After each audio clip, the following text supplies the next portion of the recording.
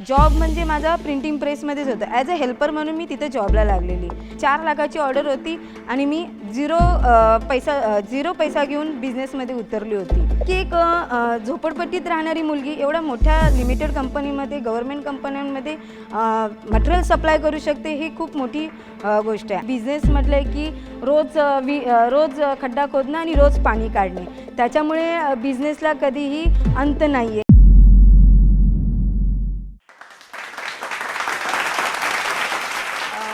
माझं नाव नीलम सीताराम कांबळे. मी राहणारी मुंबईची. माझं प्रिंटिंग आणि स्टेशनरीचा बिझनेस आहे. प्रिंटिंग म्हणजे offset printing, digital printing, screen printing या टाईपचं बिझनेस आहे माझा. मी बेसिकली राहायला एका झोपडपट्टीमध्ये आहे.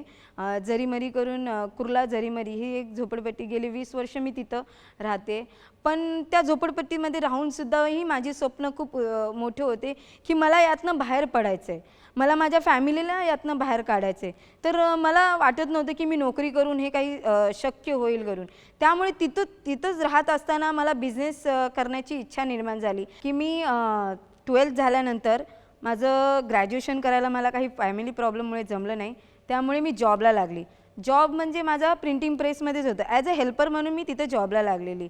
कारण की त्यावेळेस मला एक्सपिरियन्स नव्हता, कुठली डिग्री नव्हती, त्यामुळे मला कुठल्याही चांगल्या लेवलचं जॉब भेटत नव्हता. म्हणून मी हेल्पर म्हणून तिथं कामाला होती ऑफसेट प्रिंटिंग प्रेसमध्ये. तो माझ्याकडे नव्हता, म्हणून मी ऑर्डर घेत होती आणि बाहेरून काम करून देत होती. पण हे शेवटपर्यंत हे चालण्यासारखं नव्हतं. कारण की काय होतं होतं की जी प्रॉफिट मार्जिन होती ती खूप कमी पडत होती. मग कुठेतरी मला वाटत होतं की नाही, आपलाही स्वतःचा सेटअप असावा, स्वतःचं प्रेस असावी. त्यासाठी आम्ही खूप धावपळ केली. माझ्या मिस्टरांनीसुद्धा धावपळ केली. आम्ही लोन वगैरेसाठी धावपळ केली. तर अचानक एक गृहस्थ जे PNB बँकमध्ये मॅनेजर होते, त्यांचा एक मॅसेज आला मला व्हॉट्सअपवरती की लोन संदर्भात, की आम्ही लोन देतो तरुणांना करून. मी सहज त्यांना कॉल केला आणि मला तर गॅरंटी नव्हती की मला लोन वगैरे भेटेल, कारण की माझ्याकडं लोनसाठी जे काही पुरावे असतात, जे काही गॅरंटी द्यावी लागते, ते काहीच नव्हतं. मग फायनली त्यांच्याशी मी मीटिंग करायला गेली. त्यांना मी सगळं सांगितलं. काय माहिती नाही, पण त्यांना एक माझ्यामधला स्पार्क दिसला किंवा एक कॉन्फिडन्स दिसलं. त्यांनी विश्वासाने म्हटले की तुला जोपर्यंत लोन भेटत नाही तोपर्यंत मी शांत बसणार नाही. आणि फायनली त्यांनी ते लोन मला करून दिलं. आणि लोन मिळाल्यानंतर मी माझा सेटअप स्टार्ट केला. प्रिंटिंग प्रेस टाकली पूर्ण. आणि HPCLमधले मी आज HPCL, BPCL, माझगाव डॉक आणि टाटा पॉवर, MSAB या कंपन्या, या मोठ्या कंपन्यांमध्ये, या गव्हर्नमेंट कंपन्यांमध्ये मी ॲज अ वेंडर आहे आणि तिथं मटेरियल सप्लाय करते. ही खूप माझ्यासाठी मोठी गोष्ट आहे. कारण की एक झोपडपट्टीत राहणारी मुलगी एवढ्या मोठ्या लिमिटेड कंपनीमध्ये, गव्हर्नमेंट कंपन्यांमध्ये मटेरियल सप्लाय करू शकते, ही खूप मोठी गोष्ट आहे. आणि ॲज अ वुमन एंटरप्रेनर म्हणून खूप मला स्ट्रगल करावे लागले. कारण की काय व्हायचं की मी ज्या क्षेत्रात आहे ते हाताचे बोटं मोजण्या इतकीच स्त्रिया या क्षेत्रामध्ये आहेत. मोस्टली बघायला गेले तर हे एक प्रकारे पुरुषप्रधान हा क्षेत्र आहे. पण मी ॲज अ वुमन म्हणून या क्षेत्रामध्ये काम करत होती आणि त्यामुळे एक वेगळीच कलाटणी माझ्या आयुष्याला सुद्धा आलेली. आणि उद्योजक म्हणून म्हणायला गेलं तर मला माझा फॅमिलीचा खूप सपोर्ट मिळाला. कारण की त्यांच्याशिवाय मी काही करू शकत नव्हती. मला एक माझी ऑर्डर मिळालेली, फर्स्ट ऑर्डर होती जी मला HPCLमध्ये कंप्लीट करायची होती. पण त्यावेळेस माझ्याकडं पैसा नव्हता, कारण की 4 लाखाची ऑर्डर होती आणि मी झिरो पैसा घेऊन बिझनेसमध्ये उतरली होती. आणि जे काही माझे मशिनरी होते सगळे लोनवरती होते. फक्त भांडवल मला नव्हतं. तर भांडवलासाठी माझ्या आईने तिचा एक दागिना होता तो गहाण ठेवला.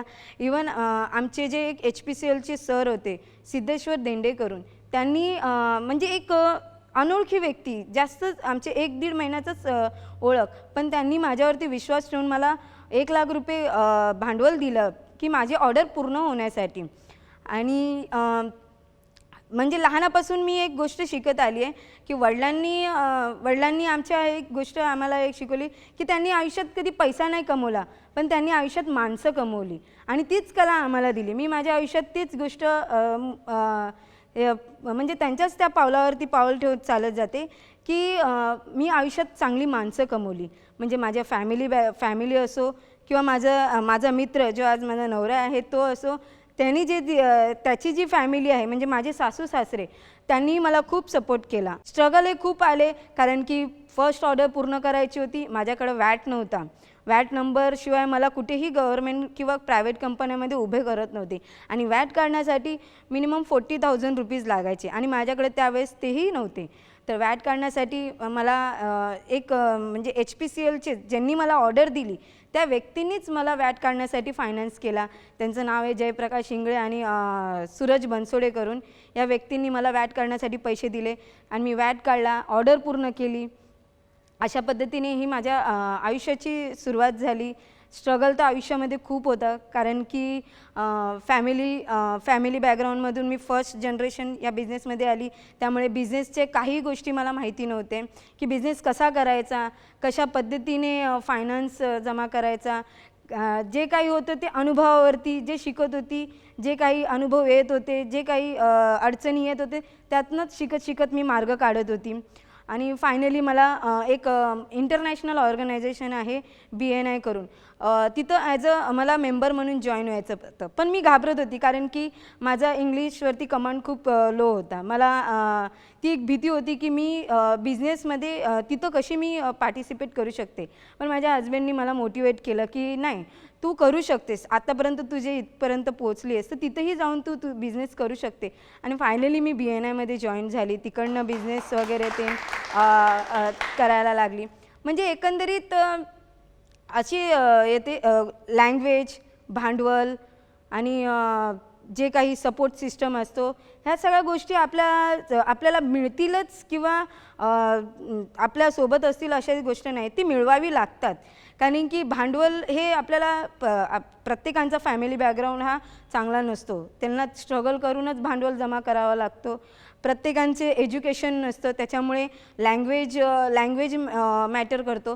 पण बिझनेसमध्ये लँग्वेज मॅटर करत नाही. ही गोष्ट मी जेव्हा प्रत्यक्षात अनुभवली तेव्हा मला कळालं. कारण की मी सुद्धा घाबरत होते, अरे इंग्लिश आणि इतर लँग्वेज वगैरे ह्या सगळ्या गोष्टी मी कशी मॅनेज करणार, मी कशी ऑफिसर लोकांच्या समोर जाऊन बसून माझा बिझनेस प्रेझेंट करणार. पण बिझनेसमध्ये लँग्वेजसुद्धा मॅटर करत नाही. माझी कंपनीला आज 3 वर्ष झालेले आणि बिझनेस चांगल्या पद्धतीने चालू आहे. अजूनही आम्ही स्ट्रगल करतो, कारण की बिझनेस म्हटलं की रोज खड्डा खोदणं आणि रोज पाणी काढणे. त्याच्यामुळे बिझनेसला कधीही अंत नाही आहे. हे स्ट्रगल ही आयुष्यभर चालणारच आहे. पण माझ्याकडं आज नाही म्हणता तरी गव्हर्मेंटचे क्लायंट आहेत.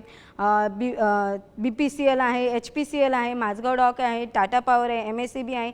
या मोठ्या कंपन्यांची मी आज ऑर्डर पूर्ण केलेली आहेत आणि अजूनही चालू आहेत त्यांची कामं कंटिन्यू. आणि आत्तापर्यंत माझा टर्नओव्हर 50 लाखापर्यंत झालेला आहे आणि यावर्षी नक्कीच 1 करोड क्रॉस करेल ही अपेक्षा आहे. भांडवल, लँग्वेज, एज्युकेशन ह्या गोष्टी काही मॅटर करत नाही. फक्त आपली इच्छाशक्ती असणं गरजेचं आहे. इच्छाशक्ती प्रबळ असेल तर नक्कीच तुम्हाला यश मिळू शकतं. आणि या गोष्टीमुळे तुम्ही कधीही माघार घेऊ नका की आज माझ्याकडे पैसा नाही आहे, मला बोलता येत नाही आहे किंवा माझ्याकडं एज्युकेशन नाही आहे, तर मी कशी बिझनेस करू शकते, मी कशी उद्योगामध्ये येऊ शकते, हा जराही विचार न करता तुम्ही बिंदास बिझनेसमध्ये या. मी आज जिथं जॉब करत होती तिथं मला 15,000 सॅलरी होती. पण आज मी बिझनेसमध्ये असताना 15,000 सॅलरी घेणारी मुलगी आज 1.5-1.5, 2-2 लाखाचे चेक फाडून लोकांना देते. ही खूप मोठी गोष्ट आहे माझ्यासाठी. स्ट्रगल हे तर नोकरी करत असताना पण असतो आणि बिझनेस करत असताना पण असतो आणि साध्या आयुष्यामध्ये सुद्धा स्ट्रगल असतो. त्यामुळे स्ट्रगलला घाबरून आपण माघार न घेता कंटिन्यू त्याच्यावरती मात देत पुढे जाणं हेच गरजेचं आहे.